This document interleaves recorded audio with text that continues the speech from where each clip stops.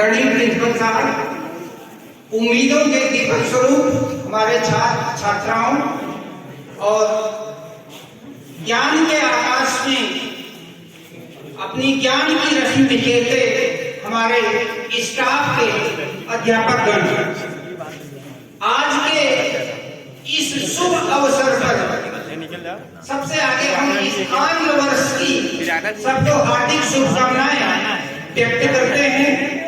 सबके अरमानों के जो भी पुष्प हैं सब खिलकर हमारी सारी मानवता को मदमस्त करते रहें। सुंदर स्वास्थ्य, सफलताओं और उम्मीदों से सबके जीवन को भरते रहें। सबसे आगे हम चाहेंगे कि अपने कुछ गौरवशाली भारतीय इतिहास के उन पन्नों की धूल को हटाएं जो हमारे आपके बीच बहुत लंबे समय से धूल खा रही है, और हम अपनी भारतीय संस्कृति पर गर्व रखते हुए उसके बारे में कुछ जाने। तो सबसे आगे हम उद्धृत करना चाहेंगे अपने यहाँ के उस मनीषी भास्कराचार्य जी को, जिनको आज तक श्रेय नहीं मिल पाया, क्योंकि हम आप जानते नहीं हैं उनके बारे में, बहुत कम लोगों को मालूम है। न्यूटन्स लॉज ऑफ मोशन सबको पता है, सब जानते हैं W=mg होता है, लेकिन उससे हजारों साल पूर्व भास्कराचार्य जी ने अपनी पुस्तक में लिखा था, आकृष्ट शक्ति स्वयं आकृष्यते तत्पतियो भाति खस्तम गुरु स्वाभिमुखम सुचर्चा समय समन्तान को पकड़ते हैं। मतलब अर्थ स्पष्ट है।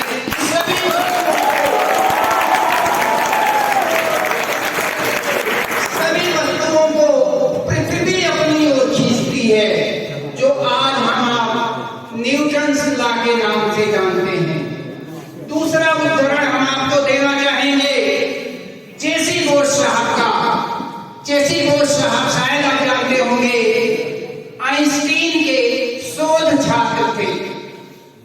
जेसी बोस साहब की हीट मैकेनिक्स में थ्योरी बोस आइंस्टीन थ्योरी के नाम से फेमस है। आप लोगों में से बहुत से लोग जानते होंगे, एनर्जी इक्वल टू mh के नाम से डिफाइन है। उसमें भी बोस ने आइंस्टीन साहब से कंधा मिलाकर अपना योगदान दिया था। अब इसके बाद हम आते हैं उसी गौरवशाली श्रृंखला में आपको ये जानकारी देना चाहते हैं कि बोस साहब ने अपनी बहुत सी वायरलेस थ्योरी इत्यादि उनके सामने शोध के लिए रखा, तो आइंस्टीन महोदय ने उनसे बोला कि तुम भारतीयों में ये योग्यता कहाँ है, और उसी योग्यता की चोरी करते हुए आज आप जहां भी देखते हैं mc² आइंस्टीन का नाम आता है, जबकि सच्चाई ये है कि वो चोरी का उपहार है जो सारा विश्व आज आइंस्टीन के नाम से जानता है।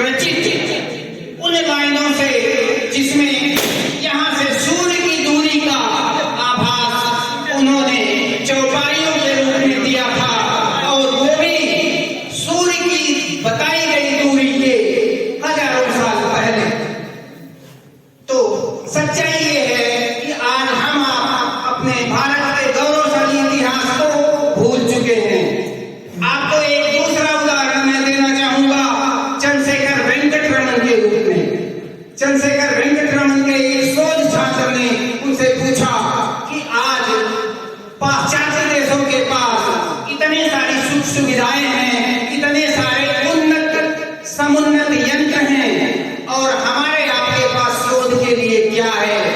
जरा उनकी सोच की उड़ान को देखिए।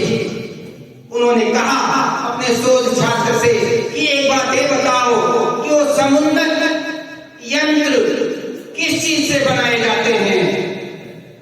2 मिनट चुप रहे। उन्होंने कहा शायद तुम भूल गए कि वो हमारे आपकी दिमाग की उपज ही है।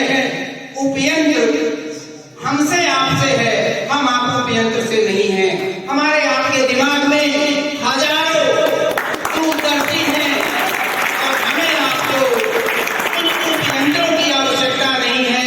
हमें आपको अपने दिमाग के कपाट को खोलने की आवश्यकता है, जिसमें हम आप उस उपयंत्र से ज्यादा शक्तिशाली यंत्र अपने दिमाग में रखे हुए हैं। और आप जानते होंगे कि फिजिक्स के क्षेत्र में चंद्रशेखर वेंकट रमन को विश्व स्तर पर नोबेल अवार्ड दिया गया था। अगला गौरवशाली इतिहास हम सुभाष चंद्र बोस जी के रूप में रखना चाहेंगे। सुभाष चंद्र बोस जी के बारे में बहुत कम लोगों को पता होगा। घर वालों की चोरी से, घर वालों के बहुत दबाव पर उन्होंने आईसीएस एग्जाम, जो आज आईएएस होता है, उस समय आईसीएस होता था और उसका एग्जाम केवल ब्रिटेन में होता था, लंदन में होता था। वहां वो लंदन में जाकर उन्होंने 2 महीने के अध्ययन से आईसीएस निकाला और यहाँ आकर उन्होंने जॉब से रिजाइन किया। जानना चाहेंगे क्यों? उसका मकसद था कि हमें हमारी भारतीयता पर गर्व है, मुझे अंग्रेजों की नौकरी नहीं करनी है। तो ये है हमारे भारत का गौरवशाली इतिहास। एक और उदाहरण देना चाहेंगे आपको हम डॉक्टर एपीजे अब्दुल कलाम साहब के बारे में। शायद आप जानते होंगे कि एक बार एसएससी का एग्जाम देने वो उत्तरांचल गए हुए थे। बहन के गहनों को बेचकर उनकी यात्रा हुई थी, क्योंकि उनकी आर्थिक स्थितियां बहुत खराब थी। बहन के ऑर्नामेंट को ले जाते समय उन्होंने बोला था नौकरी लग जाएगी तो आपका ये गहना फिर से खरीद कर दे देंगे। लेकिन होनी को क्या पता था, एसएससी में एपीजे अब्दुल कलाम साहब असफल साबित हुए। उन्हें कामयाबी नहीं मिली।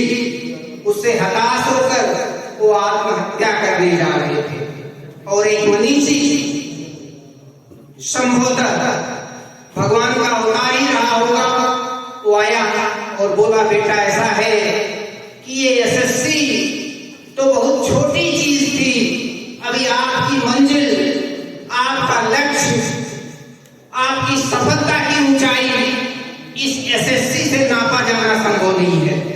बहुत ऊंची आपका लक्ष्य है और आपको तो अभी विश्व में भारत का नाम रोशन करना है। आप आज मेरे साथ रहो, आश्रम में खाओ पियो, भाड़ा हम आपको देंगे, घर लौट जाओ। अभी आपके माध्यम से भारत का मस्तक पूरे विश्व में ऊंचा होगा। भारत में ज्ञान की ऐसी रश्मि गंगा बहेगी जिससे पूरा विश्व गौरवान्वित होगा। और आज एपीजे अब्दुल कलाम साहब के बारे में विश्व का जन जन सम्मान से सिर झुकाता है। और शायद आप जानते होंगे कि मरने के 1 सेकंड पूर्व भी वो अपने ज्ञान की गंगा को बहा रहे थे। उसके बाद उन्होंने देश के लिए जब तक जिंदा रहे एक एक सांस उन्होंने देश के लिए अर्पित किया और ये सिद्ध किया कि देश, हमारा समाज किसी आइंस्टीन का गुलाम नहीं है। हमारे पास अपनी योग्यता है, हम अपनी योग्यता से पूरे आकाश को नाप सकते हैं। एक देश क्या है, दूसरा एक और जीवंत उदाहरण देना चाहेंगे उस जीवित आदमी का जिसके बारे में यहाँ संभवतः बहुत कम लोग जानते होंगे। Doctor A K. सेन, इलाहाबाद में एक इंस्टीट्यूट है, शायद बहुत कम लोगों को पता होगा। हरिश्चंद्र रिसर्च इंस्टीट्यूट एचआरआई के डॉक्टर सेन को नोबेल अवार्ड का लगभग 3 गुना सम्मानित अवार्ड दिया गया और वो थ्योरी क्या थी? String theory.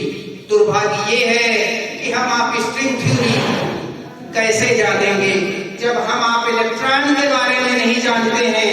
तो इलेक्ट्रॉन के मूलभूत अपघटक और उस स्ट्रिंग थ्योरी को कैसे जानेंगे? और आज की स्थिति ये है, हमारा आपका दुर्भाग्य है कि हम आप अपनी भारतीयता को समझ नहीं पाते हैं। हमें आपको स्ट्रिंग थ्योरी का महत्व नहीं पता, तो हमें आपको अपने गौरवशाली इतिहास को झांकने की आवश्यकता है। हम आप देखें, हम आप किसी से पीछे नहीं हैं। पंडित जवाहरलाल नेहरू ने जो अपने मेज पर अपनी लक्ष्य पूरित पंक्तियां लगा रखी थी, उसमें उन्होंने एक बहुत महत्वपूर्ण लाइनें लिख रखी थी रॉबर्ट फ्रॉस्ट की, और वो लाइन थी, miles to go before I sleep, miles to go before I sleep. स्पष्ट है कि हमें सोना नहीं है, हमें जागना है, हमें मीलों दूर जाना है। स्पष्ट है कि हम किसी देश या किसी आइंस्टीन या किसी वैज्ञानिक के मोहताज नहीं हैं। आज आप अमेरिका निकल जाइए, सिलिकॉन वैली में अगर 100 वैज्ञानिक हैं तो 70 वैज्ञानिक हमारे भारतवर्ष के हैं।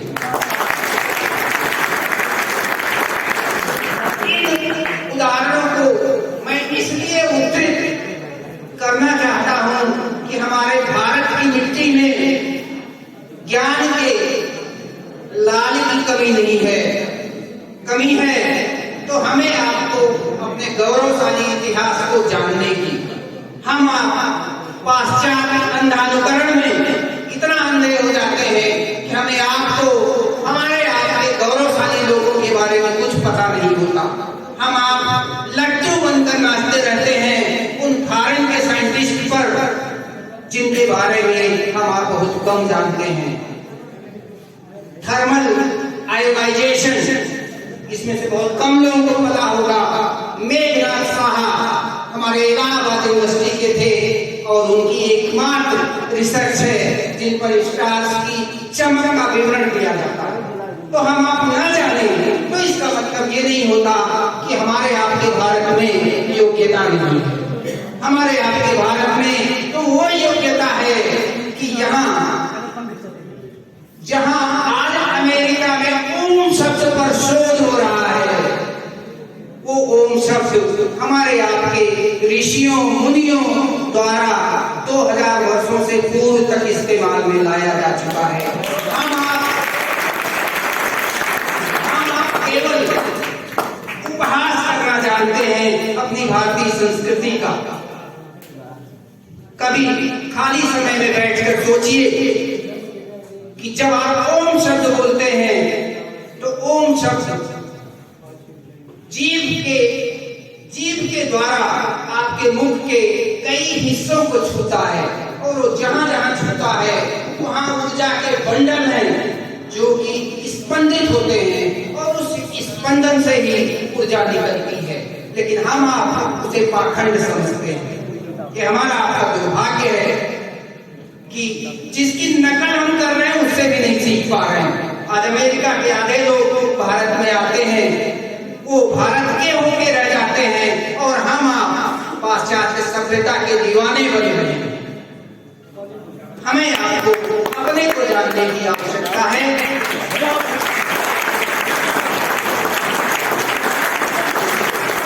शायद आपको बहुत कम मालूम होगा, आज जो फाइटर विमान की डिजाइन बन रही है वो हमारे वेदों में हजारों साल पहले से लिखी हुई है।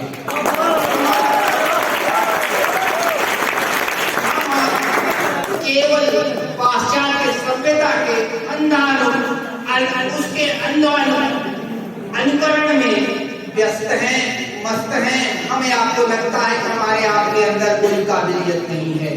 यहाँ काबिलियत देखना हो तो गांव में जाइए, यहाँ हुनर की कमी नहीं है। ना मंत्र अक्षर नास्ति, ऐसा कोई अक्षर नहीं है जिसमें मंत्र न हो, और मंत्र है तो शक्ति है। सवाल बस ये है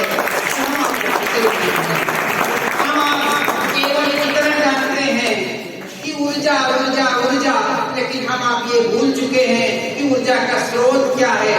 केवल वाइब्रेशन, ऑसिलेशन, चाहे जिस माध्यम से ऑसिलेशन जनरेट होता हो, ऊर्जा का स्रोत ऑसिलेशन होता है।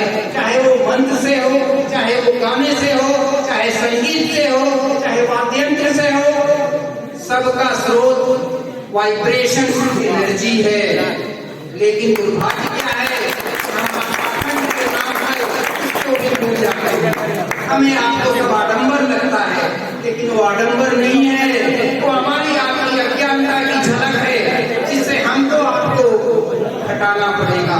और अब अंत में हम अपने उस दृष्टिकोण पर आते हैं जिसके लिए आज हम आप इकट्ठा हुए हैं। हम आप उस आंग्ल वर्ष को नववर्ष का नाम देकर उसको मनाने के लिए उपस्थित हुए हैं। लेकिन हम आप झूठे में एक संकल्प लेकर यहाँ से हट जाएंगे और आज के बाद वैसे ही फिर से सोएंगे, वैसे ही फिर से आलस्य दिखाएंगे, वही चूक फिर से दिखाएंगे, उसी असफलता के रास्ते पर फिर से निकलेंगे। तो ये कोई नववर्ष नहीं हुआ, न कोई नववर्ष की संकल्पना हुई। अगर नववर्ष मनाना है तो हमें आपको अपने पूर्व से सीखना पड़ेगा, पीछे की गलतियों से सीखना पड़ेगा। वो गलतियां फिर से रिपीट ना हो, नए ढंग से अपने में जोश भरना पड़ेगा और हमें नई राह बनानी पड़ेगी। उस नई राह पर चलते हुए हम अपने देश के मस्तक को एक ऊंचे मुकाम तक ले जा सकते हैं। और हमें पूरी उम्मीद है कि हमारी युवा पीढ़ी हमारी उम्मीदों का दीपक है, जिससे ज्ञान का दीप प्रज्वलित होकर केवल भारत ही नहीं, सारी मानवता को अपनी रश्मि से भर देगा। और अंततः अब एक बार मैं आप सभी लोगों के लिए नववर्ष की हार्दिक शुभकामना